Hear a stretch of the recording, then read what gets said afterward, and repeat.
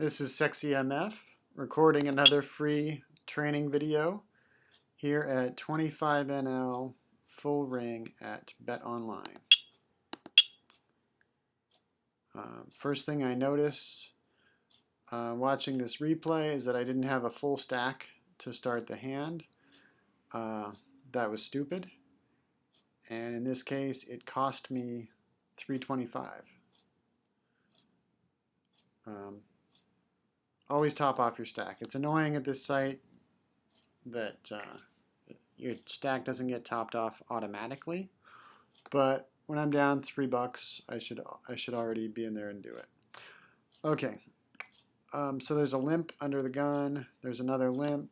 Typical fishy, loose passive behavior. King 10 in late position here in the cutoff. Strong enough hand to make a good size raise. Start building a pot. Wouldn't mind if a couple of these guys folded and one or two of them called. We can make good top pairs with this hand. It flops pretty well. Let's do this. Pan Maniac calls. We saw him in my previous video. He seems like a loose passive player, pretty straightforward. Kind of a weak player. This guy limped under the gun calls. This guy calls also. Wow, we got 3 callers, so we'll see how it plays out, but not too happy about getting 3 callers. Definitely not planning on continuation betting. Maybe I will, maybe I won't, but it's going to depend on the flop and the action. We might just be giving up on this one because we really didn't want 3 callers. So that's a pretty wet flop.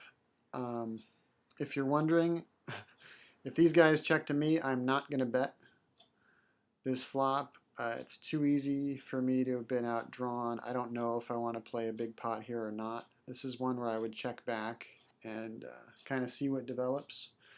Exercise some pot control. I do have the gut shot with it. Ideally, I'd check back and catch a jack and get paid off by some idiot who has 2 pair, something like that. But yeah, this is King 10's a sketchy hand when you see a flop 4-way. So we're looking to exercise some pot control, not go too crazy. There's a check, a little donk bet, like a quarter pot bet, and a call.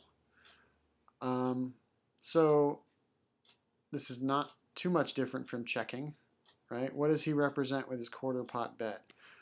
A queen or a 9, you know, some sort of gut shot. I don't think he would likely be doing this if he had outflopped us. He probably has 9-10, queen 10. Could he have a jack, like jack 9 or something? And this call looks pretty weak too. Yeah, it could be a slow play, but we're pretty comfortable with this. On a different board, or if we were just heads up with this guy, it might be a good time to raise. We're probably ahead of his range. We could value raise. But multi-way, I think the only thing to do is call here and hope for a good turn card, basically. Pan Maniac call, so yeah, it's somebody could be slow playing. There's a lot going on here. And that is a good turn card. I was hoping for a jack, but a king is the second best thing. And now it goes check, check, check. So often when a guy is blocker betting, he bets again. This makes me think he either was trying to steal or he's got a queen when he checks here now. He's not trying to blocker bet again and get to a cheap river. He's kind of scared that everyone called. He doesn't like the turn card. This guy checked again. Yeah, he could still be slow playing something. So could this guy, but as of now, our hand looks pretty fucking good. So we definitely want to value bet here. Just, you know, it doesn't matter that we have King 10. Play it exactly like we would if we had Ace King right here, and bet a good amount for value. I picked 9 because it's about half of what I have left. If I had more money left, I might have bet a little bit larger. But it's just, it makes it like automatic to get the money in on the river if I want to. Do I want to get check raised here? No. But it's like across the bridge when you come to it kind of thing. So Pan Maniac calls. Obviously, there are a ton of draws out there. He could easily have a pair plus gut shot kind of hand. And we think he's a loose passive player who likes to make bad calls. So we're happy to see that. Not really worried about that at all. This guy folds, so yeah, I think he had a 9 or a queen and he got scared by the action. That guy folds. So fine, we're heads up now against a fish. That's a good card, right? Jack on the river would be, well, actually, Jack on the river would be great. A 10 on the river would make a full house. So there aren't many bad cards, given our particular hand that could come on the river here. But it's a blank. If we had the best hand on the turn, we still have the best hand. He checks, and I'm just going to put the money in, right? If he's been slow playing, you know, pocket nines and made a full house, or he had Jack 10 all along, well, then he's going to own me. But I just think he can have worse kings. He can decide to call down with a queen because the board paired and he doesn't believe me. Who knows? He could have queen 9 and like his 2 pair even though it's counterfeited. He's a fish. He's a bad player. We want to get value.